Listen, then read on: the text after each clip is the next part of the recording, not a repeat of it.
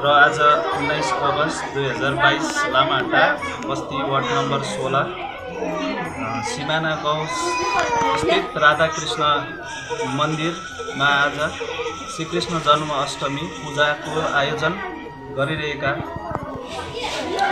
आज पूजामा आयोजक कमिटीद्वारा भाइहरू साथै गाउँ समाज गान्धी समाजका सम्पूर्ण सदस्यद्वारा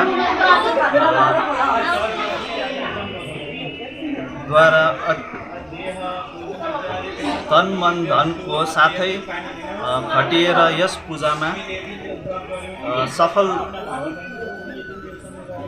भएका हुने यसरी नै आउँदो दिनहरूमा पनि सम्पूर्ण सदस्यबाट हामी